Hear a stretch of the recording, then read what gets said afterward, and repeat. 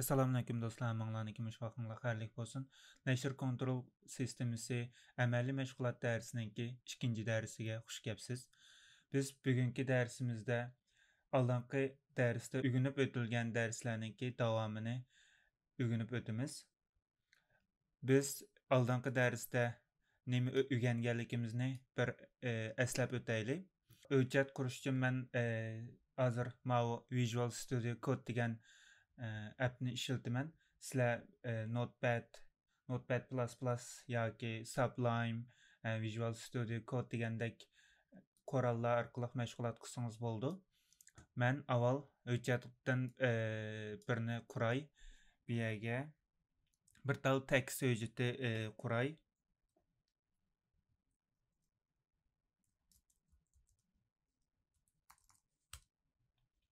Mana hello.txt deb bir tal text hujjati qurdim.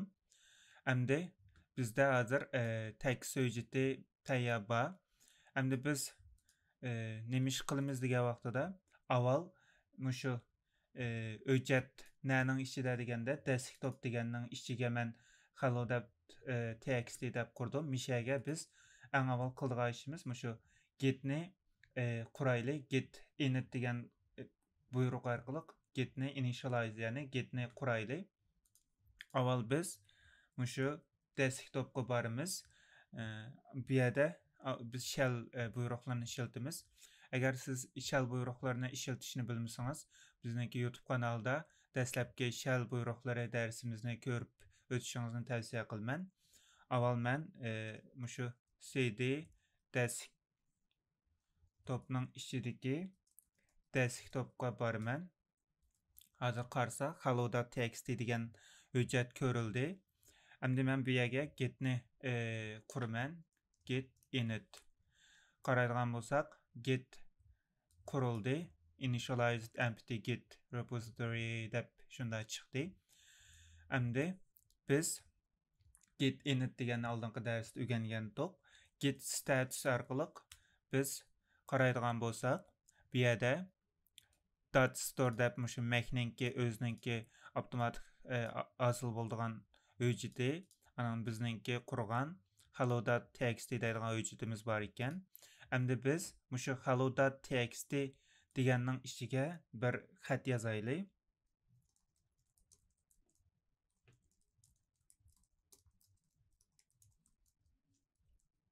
Men hozir xatni yozdim.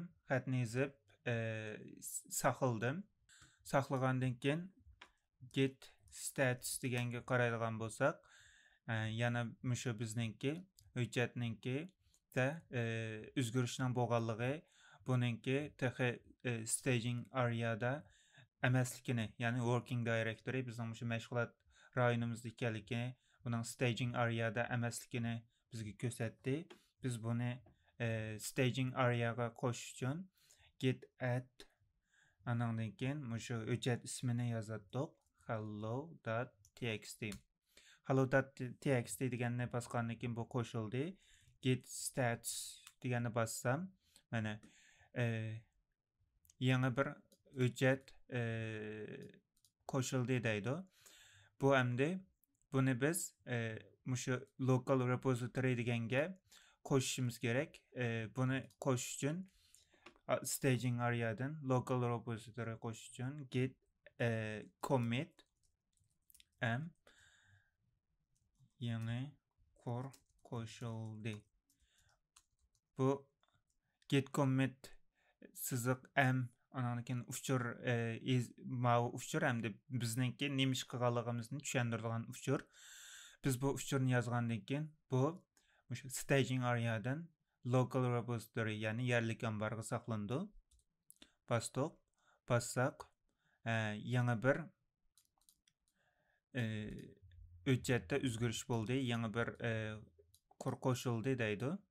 Biz git status deganga qaraydigan bo'lsak, hozir endi bizda nima deydi desa, mau .ds store deganmi qo'shilmadi deb bizga xatolik chiqarib berdi. Cho'qim biz hozir mushu working directory'dagi hamma hujjatlarni cho'qim mushu nimge qo'shishimiz kerak local repository'ga.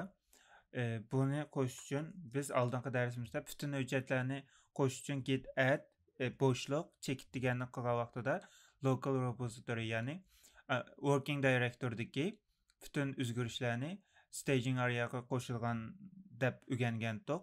Git add ammini qo'shdik. Git ammini qo'shib qilgandan keyin git commit am yangi qo'shildi deb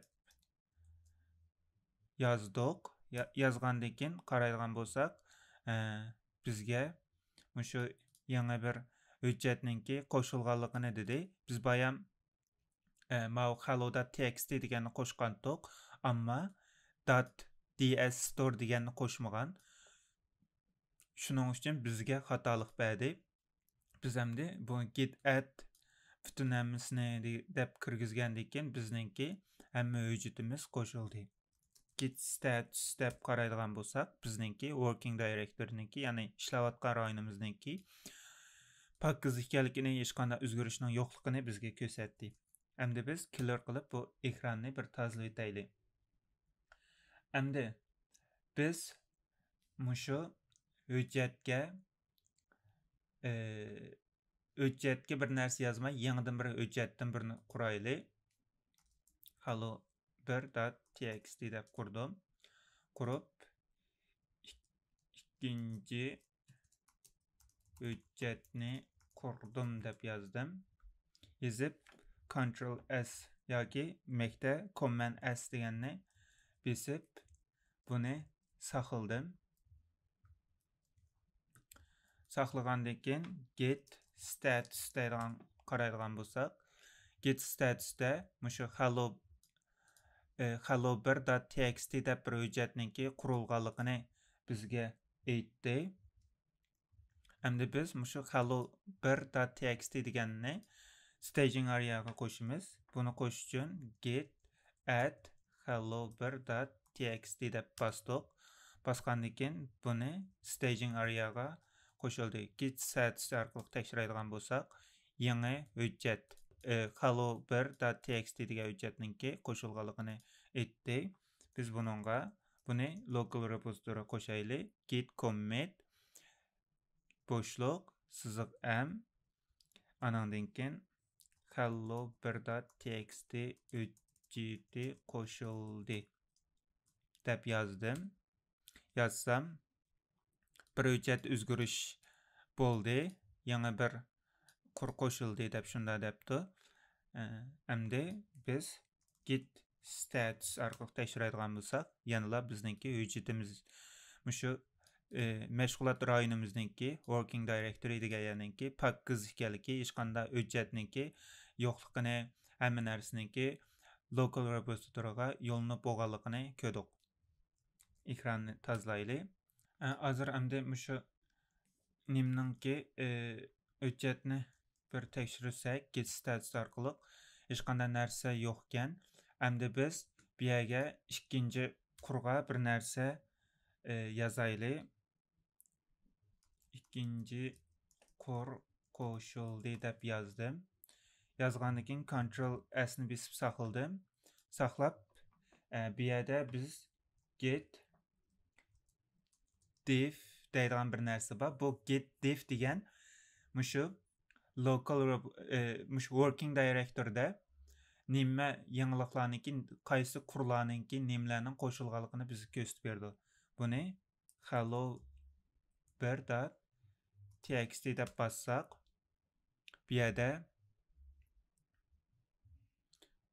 ikkinchi hujjatni qurdim deb bor ekan. Bu yerga ikkinchi qur qo'shildi degan hujjat bu yerga qo'shilibdi. Endi biz buni git add hello1.txt deb bosdik. Biz buni staging area degan yerga qo'shdik. Qo'shib bo'lgandan keyin git commit am qilib ikkinchi qur qo'shildi deb buni local repository'ga qo'shib etdik. Qaraydigan bo'lsak, bu yerda ikki narsa qo'shildi, birsi o'chirildi deydi. Endi git clear qilib, ya'ni clear qilib bu ekranni tozlaylik. hello.txt deganni o'chiraylik. Bu hamda o'chirilgan vaqtida git rm uningdan keyindan hujjat ismi ya'ni hello.txt. Bu hamda git rm hello.txt degan nima ish qildi degan vaqtida bu mushu hujjatni mushu hello.txt degan hujjatni mushu working directory ya'ni bizning mashg'ulot rayonimizdan va local repository ya'ni yerlik ambar degan yerdinmi tang o'chirib etadi. Qaraydigan bo'lsak, mana bu hujjat hozir yo'qoldi. Mana qaraydigan bo'lsak deleted ya'ni o'chirildi deydi.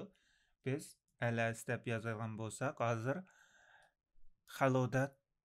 hello1.txt degan lam hujjatimiz qolib qoldi. hello.txt degan hujjat o'chirilib ketdi. Bu git remove degan, git rm degan mushu hujjatni ham mashg'ulot rayonidan ham yerlik ambardan biraqlam o'chirib etadi. Git status deb qaraydigan bo'lsak, mana yangi bir hujjat o'chirib etildi. Endi biz buni o'chirib etilgandan keyin cho'qim buni nima qilishimiz kerak? Buni mushu staging areaga qo'shishimiz kerak. Qo'shdik git commit yangidan bir nimni commit ya'ni bani berishimiz kerak. Nima qilganligimiz txt o'chirildi deb berdik. Bergandan keyin hozir bizningki git status deydigan qaraydigan bo'lsak, bizning shu mashg'ulot rayonimiz hozir pokizlandi. Hech qanday bir o'zgartirilgan hujjat qolmadi. Hammasi yerlik ambarga berib bo'ldi. Endi biz shu hujjatni hozir bizda qaysi hujjatlar bor ekan deganda hello1.txt degan bor ekan. Biz yangidan bir hujjat quraylik.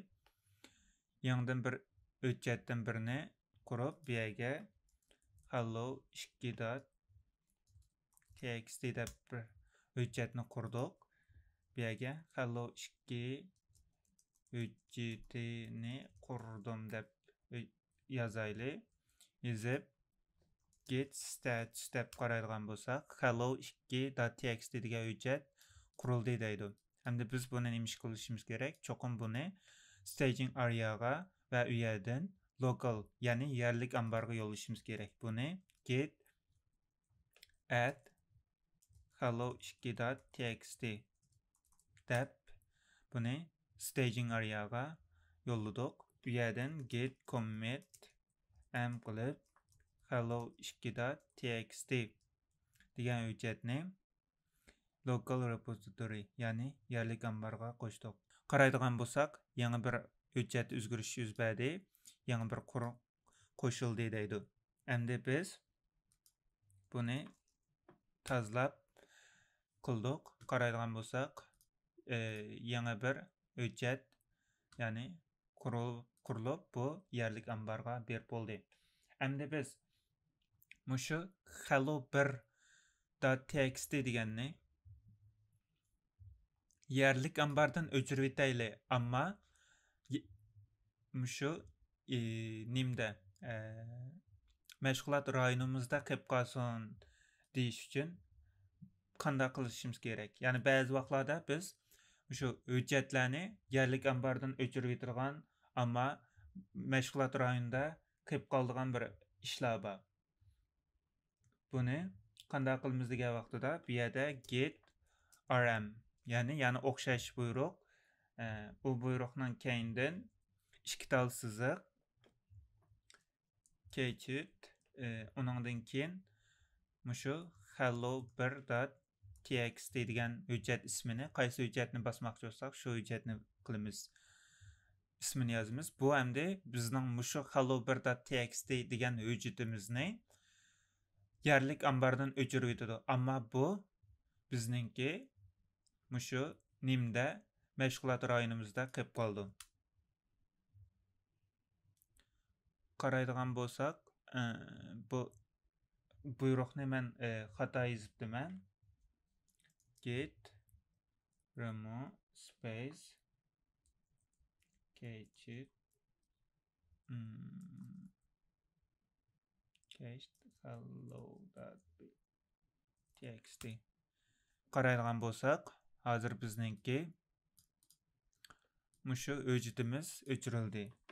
Bu yerlik ambardan o'chirildi. Qaraydigan bo'lsak, mana hozir hello.txt degan o'jat tahi local mushu yerlik ambarga berilmadi. Hech qanday buni commit qilmading.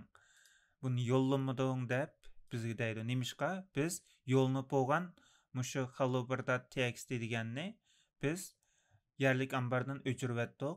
Bu tahichi bizningki mashg'ulot rayonimizda working directory degan yerda bor, ammo bu yerlik ambarda yo'q. Chunki yerlik ambardan biz git rm boshliq cached boshliq mushu hello.txt orqali buni yerlik ambardan o'chirib etdik. Endi buni biz qaytadan yerlik ambarga qo'shaylik. Git add hello.txt qildik. Git add git commit hello.txt qaytadan qo'shildi deb yozib buni hozir mushu local yerlik ambarga qo'shdik. Stat qaraydigan bo'lsak, bizningki mushu rayonimiz hozir pakiz bo'ldi. Burun qilgan ishlarimizni nimish qilganligimizni ko'raylik. Buni qilish uchun git log deydigan bir narsa bor. Log hamda har bir qilgan ishingizni bir-birlab xotirlab maqdi. Mushu git log orqali xotirlangan ishlarni biz ko'ralaymiz. Git boshliq log deganni qaraydigan bo'lsak, bizningki butun mushu qilgan ishimiz mishaga chiqdi. Qaraydigan bo'lsak, eng yangisi mau headmaster degan bizga eng yangi ne ko'rsatib berdi. Ya'ni eng oxirgi commit, ya'ni inkasni ko'rsatib berdi. Bu yerda commit, bu yerda qaraydigan bo'lsak, mushu inkasninki ID'si, buningki address, kim qilinganligi, buning email adresi, vaqti, anandan keyin uchuri, ya'ni commit uchuri, inkas uchuri bor ekan. Qaraydigan bo'lsak, hamma narsa bu yerda bor ekan. Butun hamma mana tuvanga qaraydigan bo'lsak, hammasi bu yerdan chiqdi-da. Endi biz bu nimdan chiqib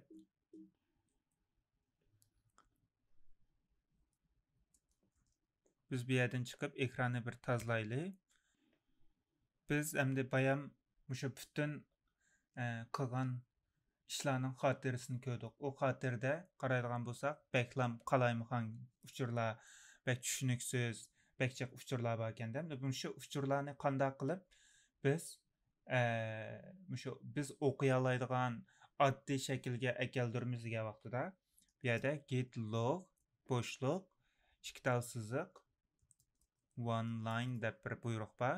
Bu shu bayam ko'rilgan bir muncha rassiz uchurlarni bizga o'qiladigan qisqa shaklda ko'rsatib berdi. Qaraydigan bo'lsak, butun mushu biz bergan qilgan uchurlarning hammasi chiqdi. Mana eng yangisi, onundan keyingisi, bütün hamma ishlarni bizga qisqartib bayam commit ID deganni bek uzun ko'rgan. Hozir biz qisqartib lam chiqarib berdi. Uchur commit ID'si bilan uchurni lam chiqarib berdi. Bu hamda git log boshliq ikki tal siziq one line degan mushu qilgan xotirni bizga o'lchamli qisqa qilib chiqarib berdi. Bu mushu git log boshliq ikki tal siziq one line degandan keyin ishiltish usuli. Endi biz bu ekranni bir tozlaylik. Endi biz hozir mushu bütün qilgan ishlarni bir ko'raylik. One line. Mana qaraydigan bo'lsak, mushu biz qilgan hamma ishlarda endi biz mushuning ichidagi ma'lum bir narsani biz qilmayman. Endi bu ne men qilmasam bo'pti asli. Buni o'chirib etsam bo'ladi degan vaqtida, qanday qilamiz degan vaqtida. Shu ahvolda qanday qilamiz degan vaqtida, masalan, biz mavu eng yangisida yangi quruq qo'shib turgan miyada Hello 2 ga yangi quruq qo'shib turgan bu ne endi biz voy bu ne men qilmaydim, qanday qilman? Buni o'chirib etay degan vaqtda bu hozir nemga berib bo'ldida yerlik ambarga. Buni endi qanday qilib o'chiramiz degan vaqtida git revert deydigan bir buyruq bor. Git revert, ya'ni bu shu siz qilgan ma'lum bir commit'ki shu commit'ki ishning hammasini ya'ni o'chirib etadi. Ya'ni qilmagan holatga keldi-da. Biz buni qaraydigan qilish uchun mavi buyruqni control C orqali ko'chirib miyaga akeldik. Anandan keyin buni bostirgan bo'lsak, bizningki mushu qilgan ishimiz yo'qolib ketadi. Hamsa bosdim. Bostirgan bo'lsam, mana quruq o'chirilib ketdi. Bu yerga yozib qo'yaylik-da. Mavi quduq belgisi ikkinchi qur o'chirildi deb yozdik. Yozib bo'lgandan keyin bu yerga x siziqmani besib qilsak, bu hozir o'chirilib chiqib ketdi. Git stats deydigan qaraydigan bo'lsak, mana modified, ya'ni yangi qurda yangi mavi hello2.txt da o'zgarish bo'ldi deydi. Buni git add hello2.txt qildim. Git commit ikkinchi qurni o'chirdim deb bosdim. Besib git stats deb qaraydigan bo'lsak, bizningki rayonimiz Pokiston.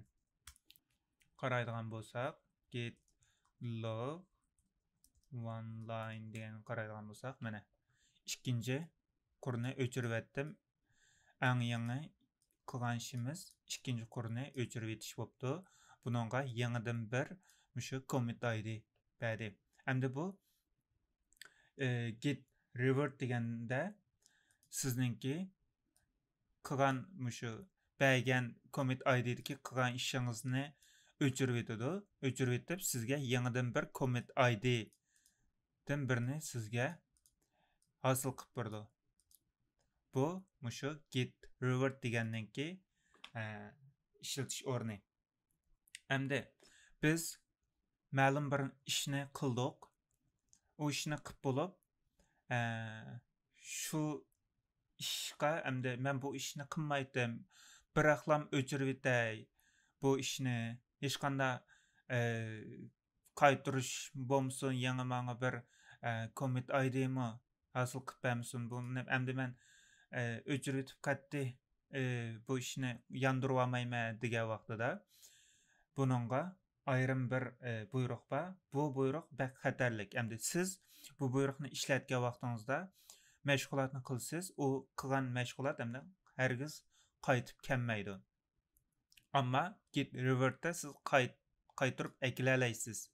Endi biz shu buyruqlarimizni qaytadan chiqaraylik, qilgan ishlarimizni qaytadan chiqaraylik. Log one line qaraydigan bo'lsak, ikkinchi qurni o'chirib etdik bo'ldi. Endi biz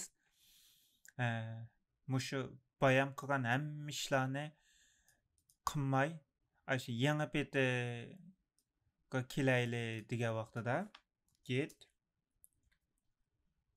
reset hard reset bo'shliq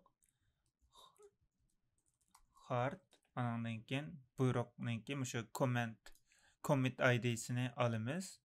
Masalan, mavi nanga ekelmoqchi bo'lsak, buni bosaman. Buni bosgan vaqtida miyadagi mavi hamma narsa o'chib ketadi. O'chib ketib, bizga yangi peti mushib yangi qor qo'shildi deganlam chiqadi-da. Biz endi buni qilib bo'lgandan keyin buni keyniga yondira olmaymiz. Shuningga bu buyruqni ishlatgan vaqtida alayda diqqat qilishingizni tavsiya qilaman. Bosdim.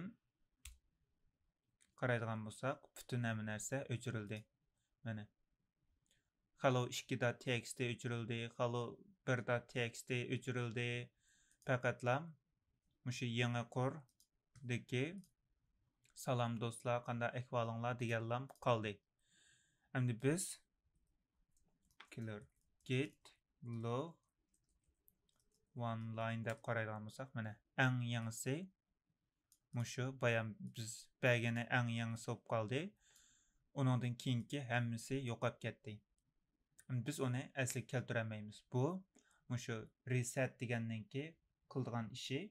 Buni qilgan chog'da alayda diqqat qilib ishlatishinglarni umid qilmay. Endi bu yerga yangi qur qo'shildi deganda biz ismini o'zgartib aqli oldingi darsimizda biz o'zgartgandik. Git commit amend onundan keyin hard reset qildim deb o'zgartib qo'yaylik. Keyin nima ish qilganligimizni bilib olamiz. Qaraydigan bo'lsak, buningki hujjat ismi o'zgardi. Git stats. Qaraydigan bo'lsak, hamma package mashg'ulot o'rni tozildi. Git log one line deb qaraydigan bo'lsak, mana ismini hard reset qildim. Bayamqi git amend deganninki, git comment amend deganninki ishiltish o'rni mushu eng oxirgi eng yangi yoki eng oxirgi commitninki ismini o'zgartisiz. Bu shuni o'zgartishda ishlandi. Endi biz bugun nima o'rganganligimizga bir qarab o'taylik. O'rganganlarim deb qaraydigan bo'lsak, bugun biz nima o'rgandik deganda git initni o'rgandik. Git init degan mushu yangi bir turni boshlagan chog'da gitni yangidan qurish, shu turga yangidan qurish uchun ishlatildi. Uni qilib bo'lgandan keyin git status degan sizningki har bir qilgan ishingizni sizga ko'rsatib beradigan, ahvolni sizga ko'rsatib beradigan narsa buyruq. Git add hujjat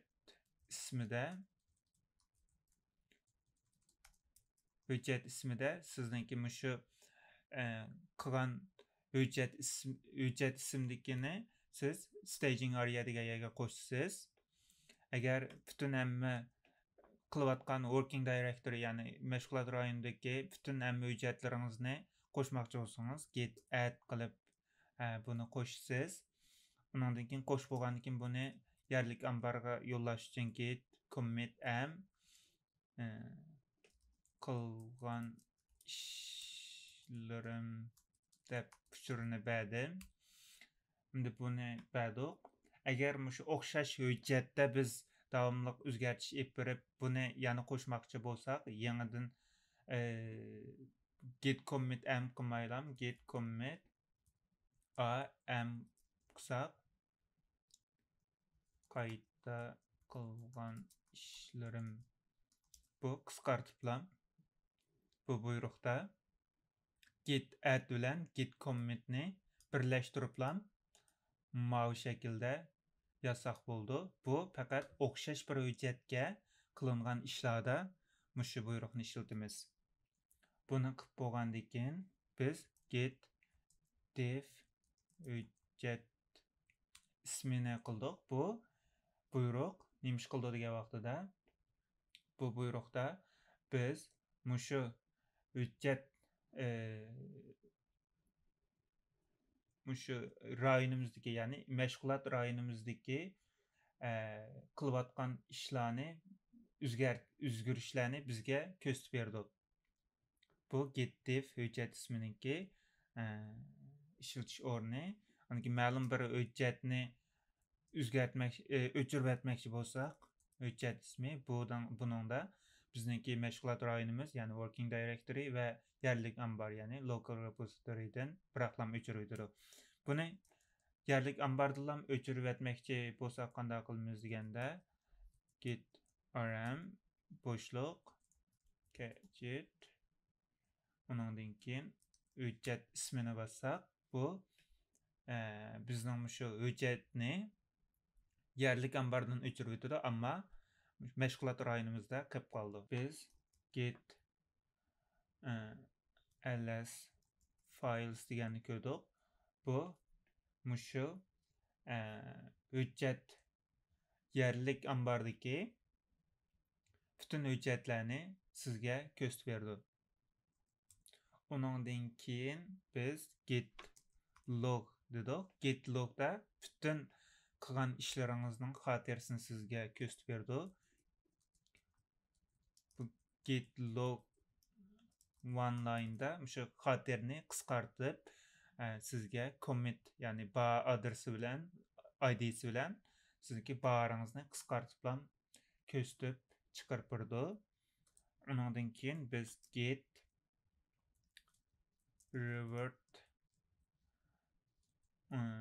revert'dan keyin commit id'ni besib qildik. Buningda mushu commit id'dagi ishni o'chirib, yani qilmagan holatga akab berdi. Uningdan keyin reset hard commit id'da bu reset hard degan vaqtida bizga mushu burun ma'lum bir commit adres id'dagi ishqa qaytib boradi. Uningdan keyin qilgan ishning hammasini o'chirib yetadi. Shunga bu buyruqni ishlatgan vaqtida alayda diqqat qilishimiz kerak. Undaqda bugungi darsimizda o'rganib o'tgan mushu 14 tal buyruq bor ekan. Shu 14 tal buyruqni nayt yaxshi pishiqlab qayta mashg'ulot qilishinglarni umid qilman. Tushunmagan yo'lar bo'lsa so'rasanglar bo'ldi. Keyingi darsimizda biz yangi bir uqumga o'tamiz. Shunga yangi darsni, yangi uqumni o'rganishdan burun yuqorqi 14 buyruqni yaxshi pishiq tushunib olishinglarni chin dilimdan umid qilman. Undaqda keyingi darsimizda ko'rishguncha omon bo'linglar. Allohga emanet.